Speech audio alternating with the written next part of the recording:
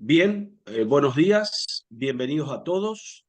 Vamos a comenzar con la charla denominada Innovación en Movimiento Humano, desarrollo de productos de vanguardia en robótica para rehabilitación desde la óptica de una pyme tecnológica española. Nuestro disertante es el ingeniero Elkin Belalcázar Bolaños, ¿sí? Elkin es ingeniero electrónico, recibido en la Universidad de Antioquia. Hizo allí también su maestría, una maestría en ingeniería en telecomunicaciones en la misma universidad, realizando investigaciones en análisis de fonación y articulación en pacientes con enfermedad de Parkinson, centradas en la reconstrucción de flujos glotales y residuales. Actualmente desarrolla un PhD de Ingeniería Electrónica y Eléctrica Automática, la está haciendo en la Universidad Carlos III, ¿sí? En España, en la ciudad de Madrid. Esta la está haciendo en conjunto con la empresa TechNight, ¿sí? A la cual él pertenece. Sin más, los dejo con la exposición de Elkin. Perfecto, muchas gracias por la presentación y muchas gracias por la invitación. Y bueno, sin más dilación, les voy a empezar a comentar la agenda de la presentación. Bueno, tengo presupuestado que dure cerca de 45 minutos. Voy a empezar contándoles un poco acerca de mi background, cómo he llegado a trabajar a la empresa que estoy actualmente. Luego les voy a hablar de TechNight como tal, qué hacemos, a qué nos dedicamos. Luego les voy a contar un poco de la metodología de investigación y desarrollo que nosotros llevamos para fortalecer nuestros productos. Con esto doy pie para poder presentar nuestros principales productos, que es un sistema de captura de movimiento y un exoesqueleto de miembro inferior. Y por último, les comentaré dos proyectos en los cuales hemos venido trabajando a nivel de la empresa. Todo esto para mostrar la óptica que tenemos como pyme en España y en Europa, ¿vale? Bueno, como lo comentaba, yo soy ingeniero electrónico y hice un máster en telecomunicaciones hace algunos años ya.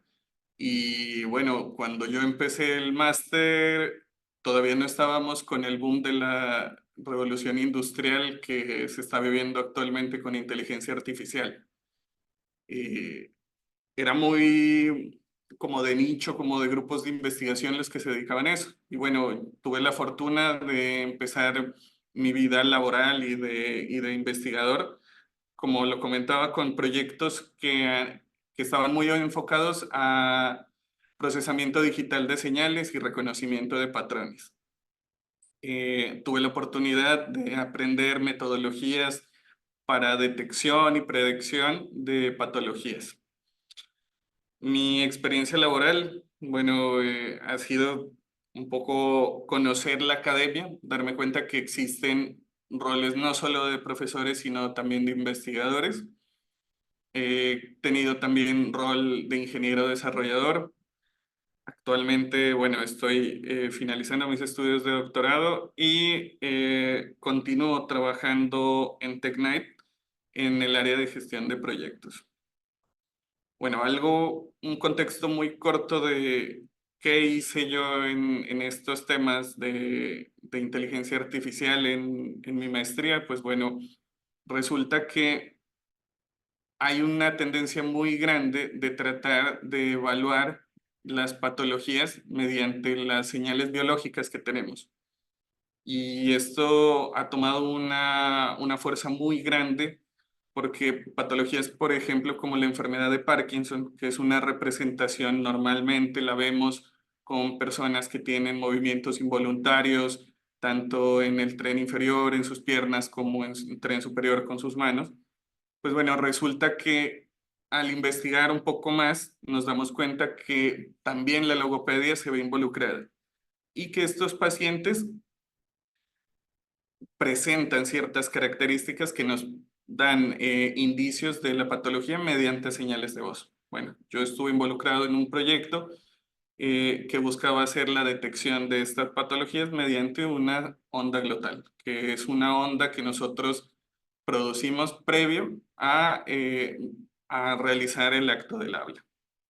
Fue un proyecto muy interesante, estuve muy involucrado con procesamiento digital de señales, aplicando métodos de inteligencia artificial. Bueno, fue una experiencia que me ha servido para toda la vida.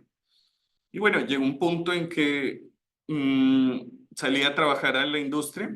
Apareció una empresa en Medellín que buscaba crear un sistema de análisis biomecánico. ¿Qué querían ellos? Ellos querían entrar al campo de la salud con una de las principales promotoras de salud en Colombia y querían entrar desde el lado del software.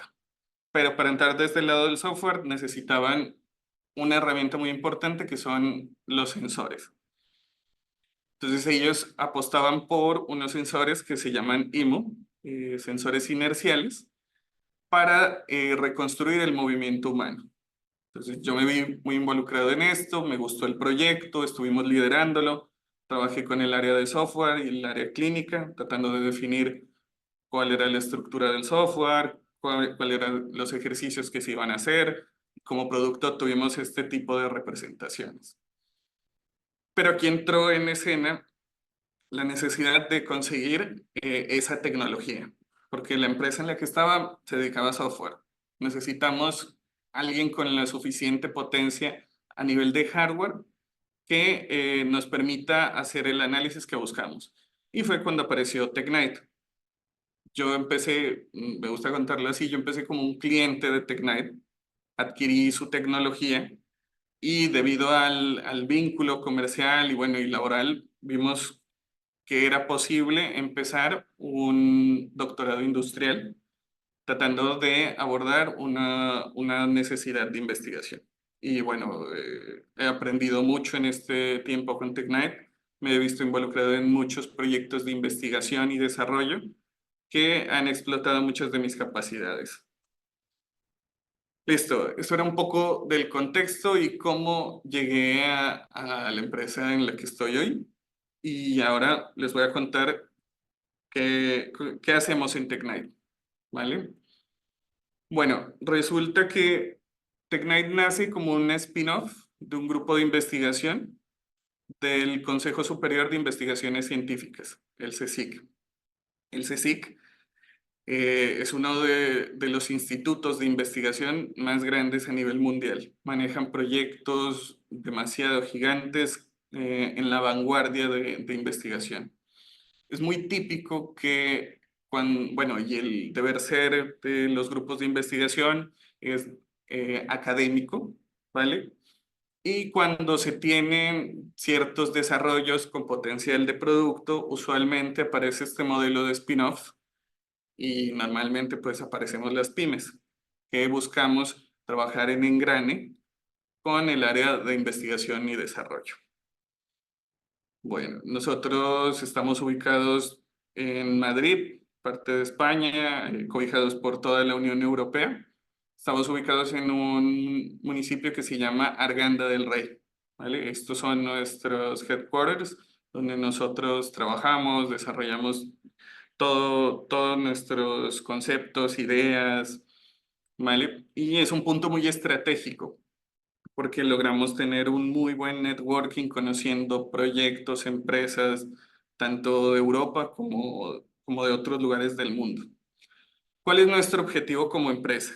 Desarrollar y comercializar productos innovadores, ¿vale? Y nuestro foco son las personas, tratar de mejorar expectativas, calidad, explotando todos nuestros resultados de investigación y desarrollo. Entonces, en este sentido, atendiendo a este objetivo principal, nosotros tenemos dos líneas principales. Una es comercializar nuestros productos. Los productos que tenemos desarrollados, cerrados, probados y validados, nosotros buscamos comercializarlos. Por otra parte, somos conscientes que los productos, si se quedan quietos, tienden a desaparecer. una tecnología, más cuando trabajas en electrónica, que va avanzando a pasos agigantados, si no trabajas en una actualización, una mejora, tu producto puede desaparecer. Entonces nosotros tenemos una metodología basada en mejorar nuestros productos a través de proyectos de investigación y desarrollo. No solo a nivel nacional, sino a nivel internacional. Una de las grandes ventajas de estar en España es contar con financiación de la Unión Europea, que de una otra forma permite hacer muchos adelantos tecnológicos. Y bueno, actualmente nosotros estamos llevando nuestros productos a un siguiente nivel con algunos proyectos como por ejemplo lo hemos llamado ExoSuite, y buscamos fortalecer nuestro desarrollo de hardware mediante aplicativos software cercanos al área clínica. Por otra parte, como les comentaba, un dispositivo necesita ir mejorando. Nuestro actual dispositivo ExoH3 está en busca de una nueva versión, un nuevo ExoH4, por ejemplo. Y en el caso de nuestros sensores inerciales, un nuevo y revolucionario sistema inalámbrico que nos permita alcanzar una mayor cantidad de clientes. Estos nuestros clientes a nivel mundial. Tenemos la mayoría, si bien están en Europa, bueno, tenemos otros clientes en Argentina, Brasil, en Estados Unidos, Canadá, Tailandia. Son para nosotros, aparte de que obviamente son los consumidores de nuestra tecnología, muchas veces como pyme también es estratégico involucrarnos a nivel de proyectos. Y esto nos ha abierto muchas puertas para conocer más clientes y más oportunidades de investigación y desarrollo. Bueno, eso es Tecnite, y como una pyme que está desarrollando productos robóticos orientados un poco al área de la salud, ¿vale? Nosotros, bueno, el core de la empresa, la mayoría somos electrónicos. Sin embargo, nuestros productos requieren mecánica, software y biomedicina.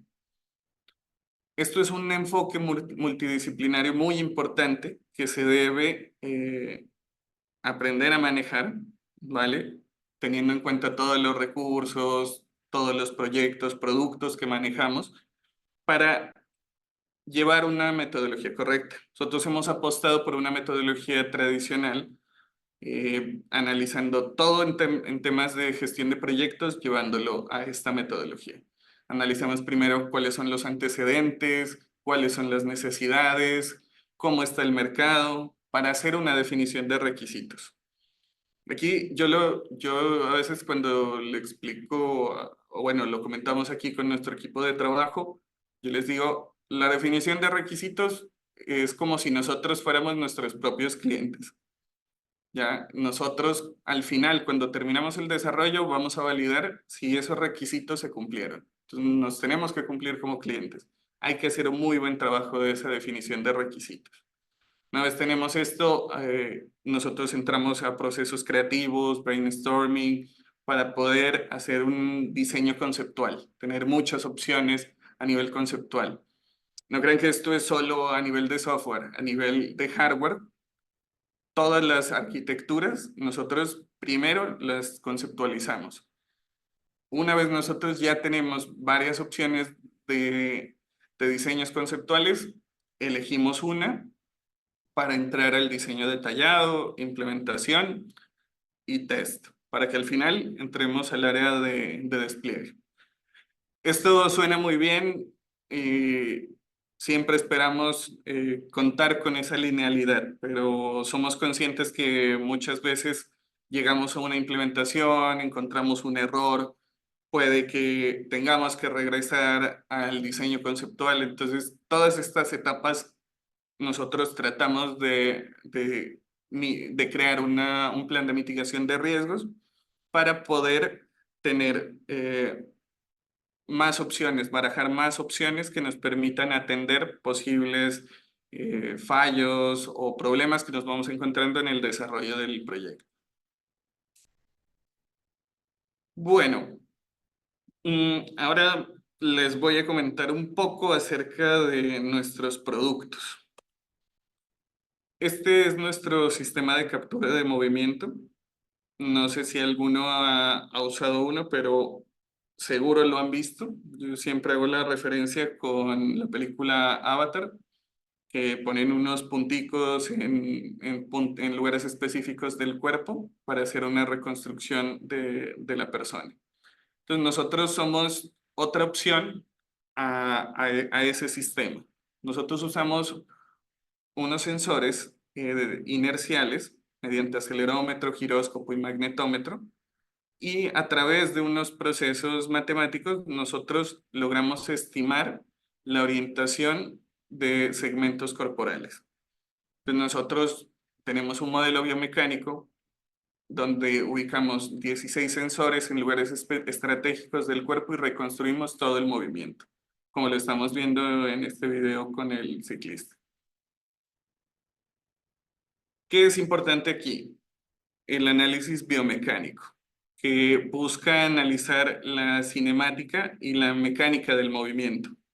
Entonces, aquí viene una parte de sinergia muy importante porque nosotros necesitamos abordar bien y definir cuál es el problema que queremos atacar. Si bien los sensores inerciales son extendidamente usados en muchas aplicaciones, en drones, en automovilismo, en muchos lugares, nosotros hemos identificado que nuestro enfoque es la biomecánica. ¿Qué busca la biomecánica humana? Analizar algunos fenómenos como la estabilidad, la resistencia, la movilidad. Ahí es donde nuestro sistema tiene mucha fortaleza. ¿A quién le interesa esto? Bueno, aquí nosotros hemos identificado a nuestros clientes potenciales y está el lado de la medicina biomecánica, fisioterapeutas, análisis biomecánico del deporte, terapia ocupacional, eh, kinesiología, rehabilitación, ergonomía.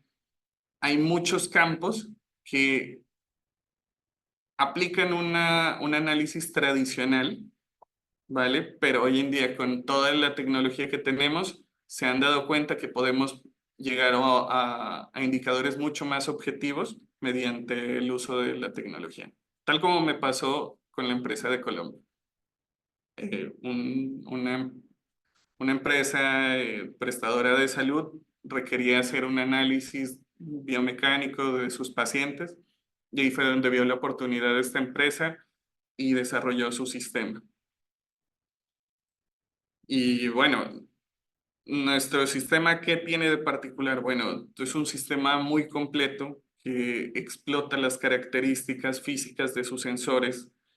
Nosotros desarrollamos toda la electrónica, los sensores los hemos integrado en nuestro hardware, un microcontrolador específico que se encarga de hacer la gestión de todas las señales y aplicar un algoritmo muy conocido que es el algoritmo de Kalman, donde nosotros, mediante una fusión sensorial, podemos estimar cuál es la orientación de cada uno de esos sensores.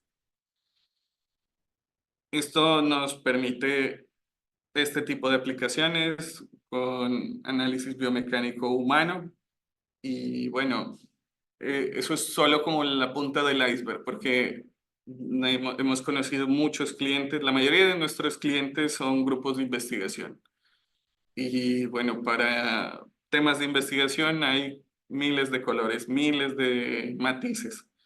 Muchos lo usan para análisis biomecánico de la marcha, ese es tal vez el uso más extendido. Y bueno, hemos saltado una capa por encima en la capa de aplicación, tomamos la información de nuestros sensores y realizamos una segmentación automática de marcha. Que nos dimos cuenta que esto era muy útil para la parte clínica. Entonces hay hospitales que conozco de primera mano que aplican análisis de marcha, miran todos estos biomarcadores previo a cirugías. Ellos tienen una evidencia previa y posterior de sus procesos de cirugía, de rehabilitación incluso. Esta es la información principal que entregan este tipo de sistemas. Es muy importante a veces nosotros como ingenieros ver cuál es el usuario final. En este caso, el usuario final es un fisioterapeuta, una persona de la salud. Entonces tenemos que hablar en el mismo idioma. Entonces, si nosotros le decimos, no, se está moviendo en el eje X, se está moviendo en el eje Y, no le estamos dando la información adecuada a su profesión. Entonces, nuestro modelo biomecánico atiende a esa necesidad. Nosotros damos información de flexión y extensión de cada una de las articulaciones, rotaciones y abducciones y aducciones. Esa información, esa interpretación es muy importante porque estamos llevando de un nivel matemático, físico, lo estamos llevando a un nivel médico, donde los profesionales de la salud de verdad explotan esa información.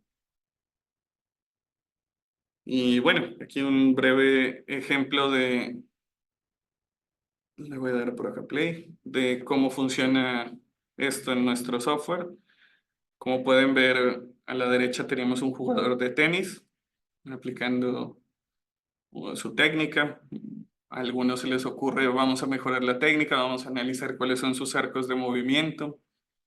A la izquierda podemos ver realizando un ejercicio de subir y bajar unas escaleras. Podemos ver cómo se grafica su información. Entonces, esto es muy interesante, dependiendo del foco del usuario final. Por ejemplo, a un ingeniero le va a interesar mucho más guardar estos datos, procesarlos, hacer algún tipo de análisis estadístico. A un fisioterapeuta le va a parecer mucho más interesante ver el avatar, ver lo suave, ver cómo cómo ejecuta la biomecánica. Elkin, ¿te Sí, puedo hacer una pregunta? sí, claro. Bien, las preguntas son las siguientes, ahora que justo estamos en esa imagen.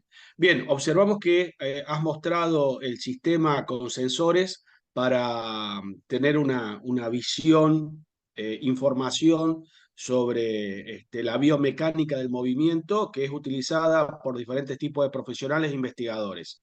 ¿Sí? Te hago dos Sí, preguntas. Bien, ahí en la presentación en este momento estamos viendo unos exoesqueletos. La sí. pregunta es, en particular, probablemente ahora lo digas, así que me disculpo si me estoy anticipando, ¿para qué los están usando? ¿Sí?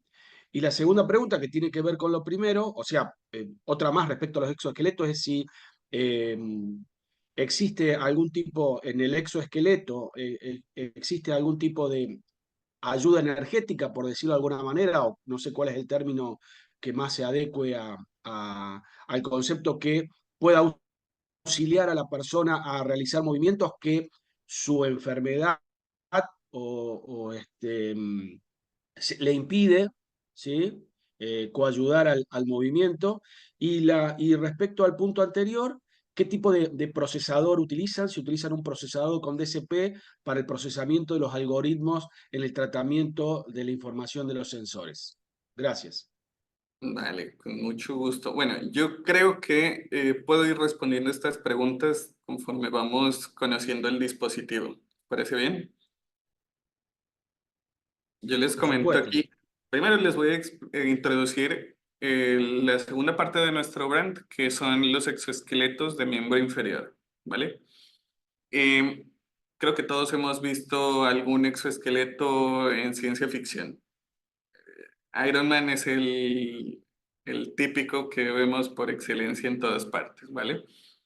Pero la idea no viene directamente de aquí. Hay una bioinspiración en esta parte y es que conocemos por ejemplo, muchos animales que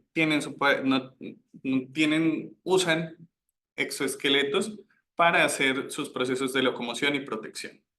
Entonces, basado en esta bioinspiración, bueno, unos investigadores se dieron cuenta que era posible aplicar procesos de rehabilitación basado en un principio que se llama la neuroplasticidad. Entonces, pacientes, esto lo han usado extendidamente para neurorehabilitación en pacientes con ictus o pacientes con accidentes cerebrovasculares, ¿vale? ¿Y qué buscan? Que el cerebro reaprenda con otra sección con otra de sus secciones cómo volver a caminar, ¿vale? Entonces, ¿qué tipo de pacientes conozco que lo usan? Lo usan pacientes con ictus, sí, accidentes cerebrovasculares o pacientes con lesión medular, ¿vale? Algo muy, muy importante que siempre comento perdón, con el EXO-H3 es que el usuario final normalmente pensamos que es el paciente, ¿vale? Pero en nuestro caso, el usuario final no es directamente el paciente. Nuestro usuario final son los investigadores. Nosotros ofrecemos una suite, miremoslo como una herramienta que permite realizar investigación, ¿vale? Entonces tiene aplicaciones a nivel de biomedicina, a nivel de rehabilitación física y neurológica, aplicaciones de interacción robot-humano o control robótico, ¿vale? ¿Qué tenemos de especial con este dispositivo? ¿Vale? Hay muchísimas opciones de exoesqueleto. Hay exoesqueletos de tren inferior, de tren superior, cuerpo completo, ¿vale? En nuestro caso, nosotros apostamos por un robot completamente articulado en el tren inferior, ¿vale? Es un dispositivo de tipo wearable con propósitos de investigación. Está actuado sobre el plano sagital. ¿Qué significa eso? Que puede hacer movimientos de flexión y extensión en sus articulaciones de cadera, rodilla y tobillo. Eh, esto es un poquito de historia, cómo hemos nosotros participado desde la concepción, evolución de prototipos, el H0, el H1, el H2, hasta llegar hoy en día al dispositivo EXO-H3, ¿vale? Hay clientes que quieren llevar su investigación por pasos.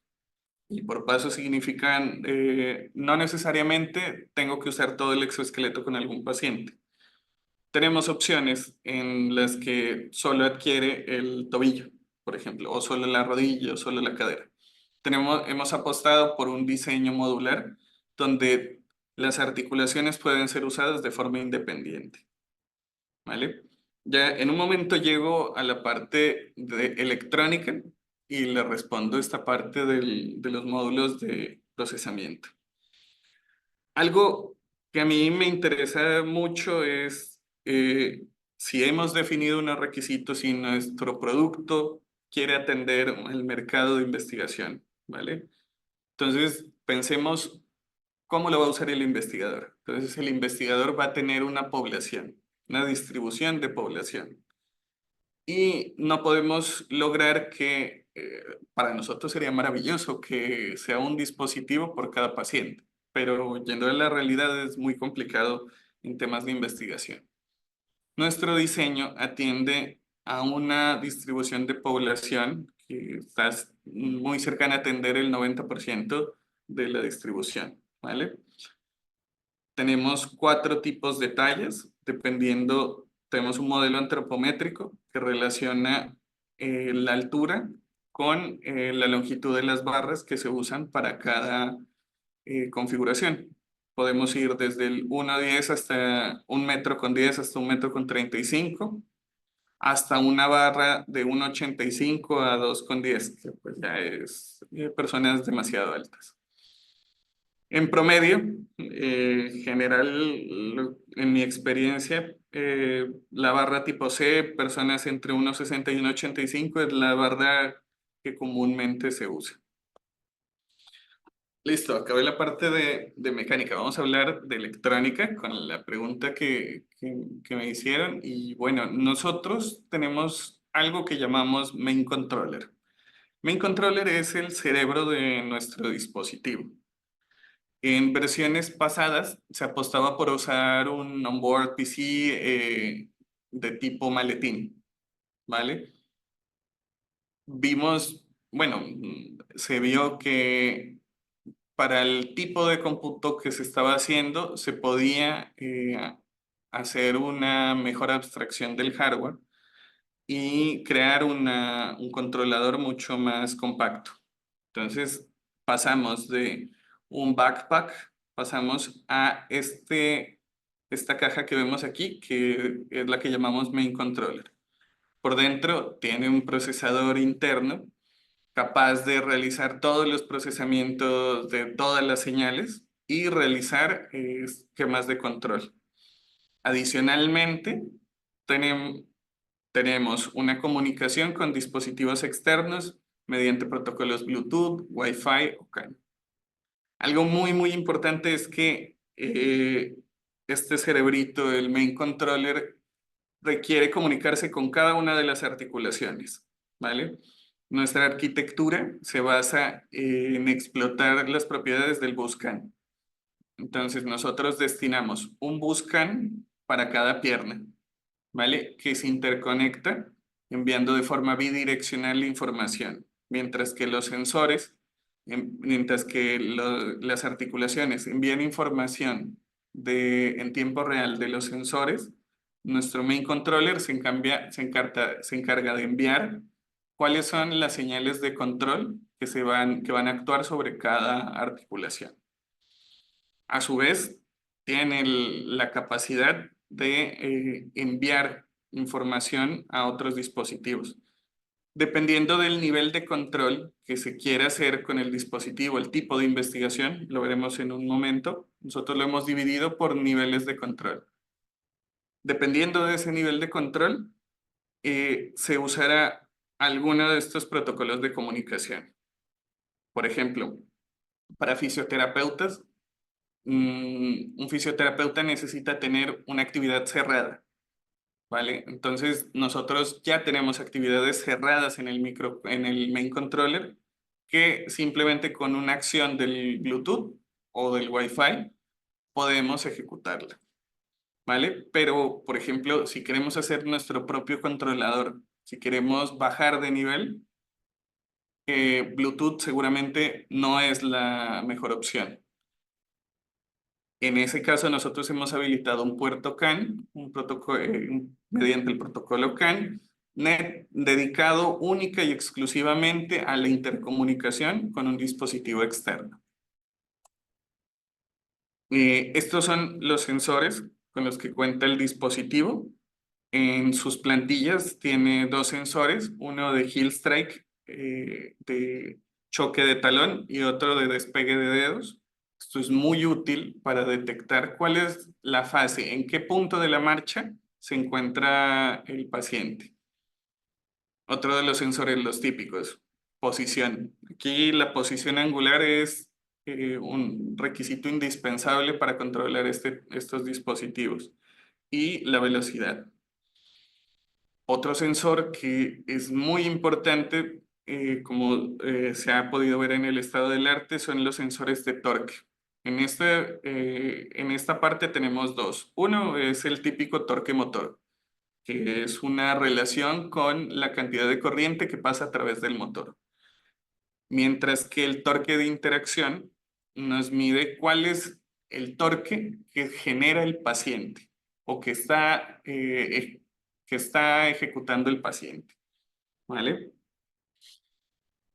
Esto es muy importante porque no les he contado cuál es el principio de funcionamiento del exoesqueleto. Un exoesqueleto debe permitir, voy a regresar un poquillo aquí, un exoesqueleto debe permitir dos cosas principales. La primera, y la que suele ser la más obvia, debe permitir que el paciente, cuando viste el dispositivo, pueda se le transfiera todo el movimiento desde el robot hacia la persona, ¿vale? Ese es el primer principio de funcionamiento. Y esto es muy importante para terapias de rehabilitación en las primeras etapas donde el paciente no tiene un control motor fino. el robot se puede encargar de ayudarle a ejercer un movimiento.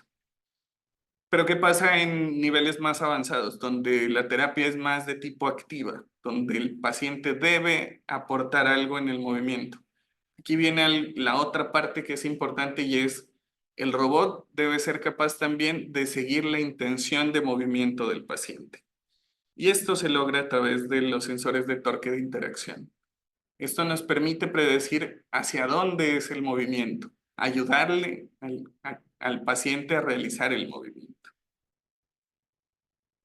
Y bueno, Elkin, sí, ahí en ese sentido donde el robot ayuda al paciente, o al revés, mejor dicho, cuando el paciente ya va entrenando solo y el robot ayuda, digamos. ¿Tiene una ujú. cuestión de colaboración con el tema de equilibrio, como para que no se caiga el paciente? Hay algunas estrategias de control que sí. En el caso más simple, nuestro exoesqueleto requiere que la persona use muletas. Las muletas son las que le permiten tener la base de sustentación y el equilibrio. Porque en principio es algo a desarrollar, digamos, porque el paciente podría dejar las muletas y el robot interactuar con el paciente hasta que él mismo logre el equilibrio nuevamente, ¿no? Idealmente y en una investigación, en el marco de una investigación, yo creo que sí. De hecho, con este exoesqueleto he visto publicaciones donde tratan de crear algoritmos de estabilidad. Ok, gracias. Vale. Y bueno, esto es algo que les comentaba de nuestra integración. Como les dije hace un momento, nosotros buscamos ser una plataforma para los investigadores. Y como investigación existen ya herramientas que permiten atender muchos campos del desarrollo. Tenemos integración con MATLAB, con Simulink, con LabVIEW y en los últimos años desarrollamos una integración completa con el framework de ROS. No sé si todos estamos familiarizados con ROS, pero en los últimos años se ha vuelto casi que un estándar para el desarrollo en robótica. Y tener esta herramienta, nuestro exoesqueleto en ROS, nos ha permitido abrir muchas puertas y muchos investigadores han acudido a nosotros por esta versatilidad. Estos son los niveles de control. Nosotros lo dividimos en tres. Uno es ejecución de tareas. Deben ser ya tareas cerradas. Aquí el principio debe ser, liberamos tareas que sean seguras. ¿Cuándo una tarea es segura? Cuando ha pasado por procesos de desarrollo, prueba y validación. Cuando ya se ha probado con personas sanas, cuando ya vemos y hemos controlado que esa actividad hace lo que esperamos. Por ejemplo, ya tenemos cerrada la actividad de stand-up. El exoesqueleto es capaz de, mediante una instrucción, realizar una puesta en pie, también realizar el sit-down. Otra muy importante es en procesos de familiarización con el dispositivo. Tenemos unas instrucciones que llamamos step by step, donde la intención es que el terapeuta le enseñe cómo ir controlando o que se prepare para los movimientos que va a ejecutar el dispositivo. Y al final, bueno, el típico movimiento que se espera con estos dispositivos es la marcha continua. Esos son tareas cerradas que deben estar, repito, muy bien probadas y validadas. Pero ¿qué pasa si estamos en un proyecto de investigación y queremos probar otra trayectoria de marcha? Mira, Elkin, esta marcha que ustedes usan en Europa no me funciona aquí en Argentina. Nosotros caminamos mejor que allá. Vale, listo. Ustedes pueden hacer un análisis de movimiento, por ejemplo, con los sensores inerciales, crear un patrón de marcha y probarlo en el robot, mediante nuestro segundo nivel de abstracción, que son controladores. ¿Vale? Nosotros abrimos nuestra suite, permitimos que, por ejemplo, se modifique el controlador de posición, que se le envíen set points, O tenemos otro tipo de controladores que son los de torque de interacción, torque motor, admitancia.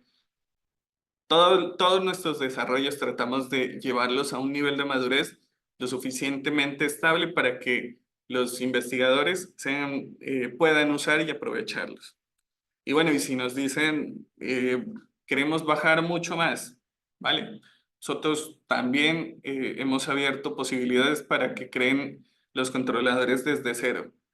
Pueden hacer control por voltaje, por corriente, por voltaje mediante PWM, por corriente, pueden hacer control motor o pueden ajustar incluso las ganancias de nuestros controladores.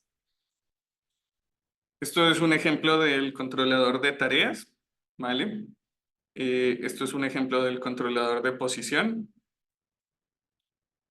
El controlador de interacción de torque. Aquí la aplicación típica es torque cero, donde se busca que se siga la intención de movimiento de la persona. Y bueno, esto casi para cerrar con el H3 es mostrarles y invitarles a que conozcan nuestro dispositivo y la integración que tenemos con ROS. Nosotros actualmente llevamos a cabo algunas demos online para que conozcan nuestro dispositivo. Podemos decir que somos de los pocos dispositivos que están completamente integrados en ROS, con toda su metodología. Todos nuestros controladores y la información, mucho más importante, la información de todos los sensores están disponibles en esta plataforma. Hemos hecho algunas demos, algunos ejemplos interconectando el exoesqueleto con un cliente. De hecho, hace un par de meses hicimos una demostración interconectando dos exoesqueletos. Uno estaba aquí en Madrid y otro estaba en una ciudad del norte de España, en Galicia. Hicimos una interconexión segura mediante internet, gracias a que todos los paquetes de ROS con el exoesqueleto ya están integrados. Bueno, aquí un breve ejemplo de cómo lo hemos usado. Solemos realizar muchas prácticas académicas. Este fue el resultado de una. Realizamos un análisis de marcha, segmentación automática. Y bueno, explotamos el modelo CAD que tenemos disponible para todos los clientes. Y bueno, este es un ejemplo ya del Exo caminando. Aquí está realizando una actividad de marcha. Podemos ver toda la información de todos los sensores en tiempo real, cómo se puede capturar esta información.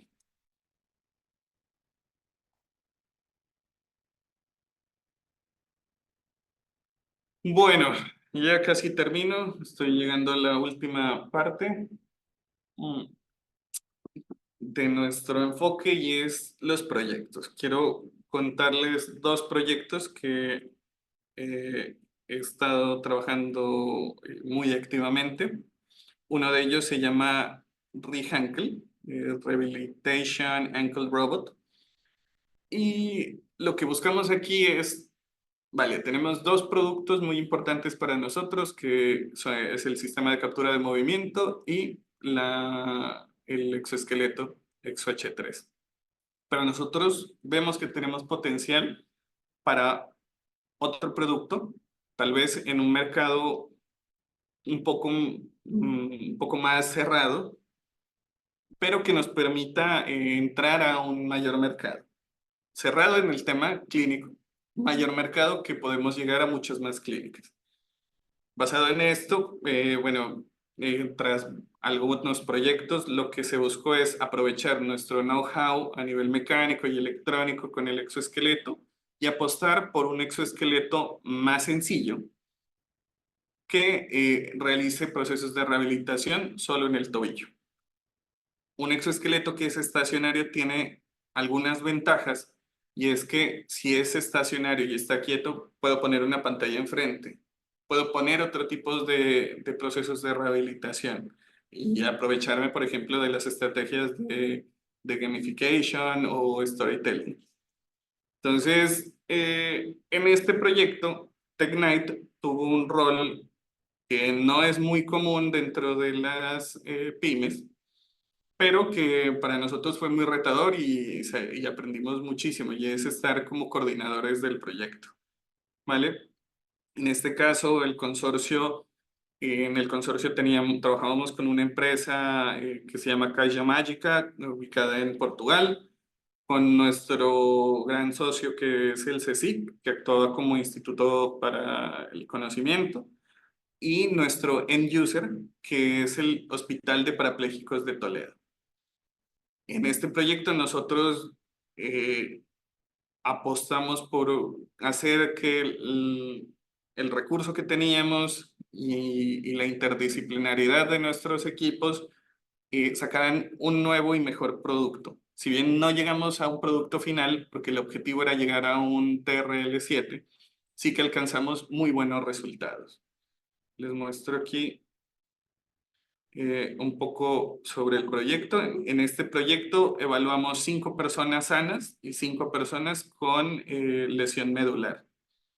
El robot fue probado por las 5 personas sanas, recibimos su feedback, revisamos que las pruebas con los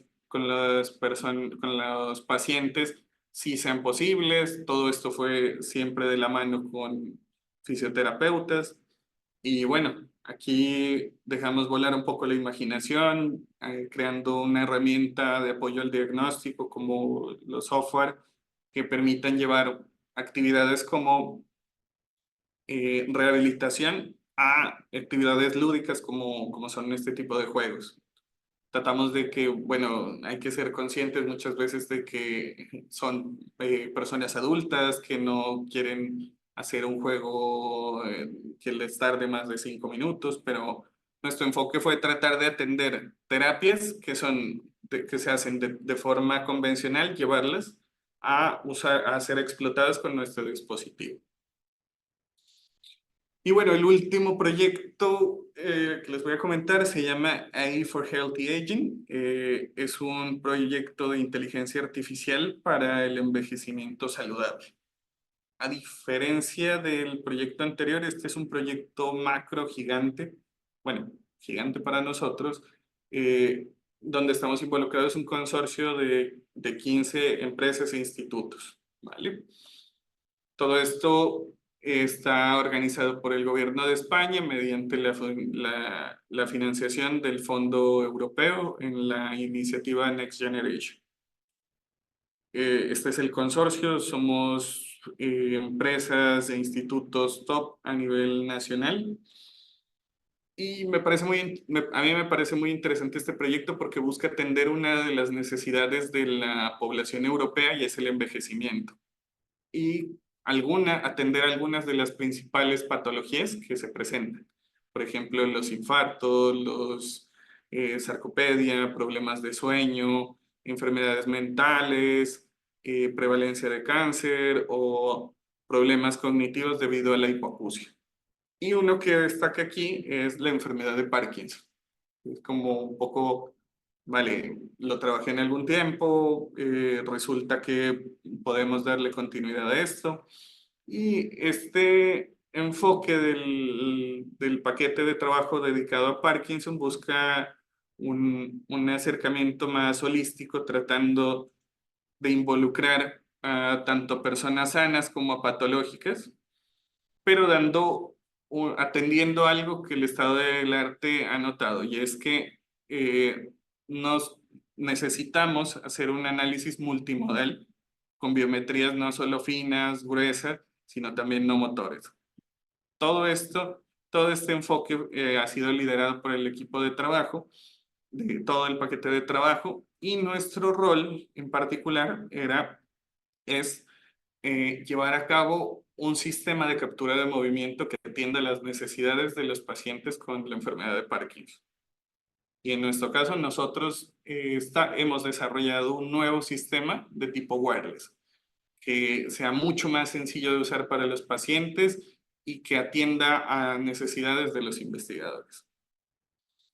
Aquí, bueno, me pareció muy interesante la experiencia de desarrollar un nuevo producto, darle una vuelta a la tecnología, aplicar muy buenas prácticas de desarrollo de hardware, separar lo mejor posible las capas, que sean independientes e interconectables.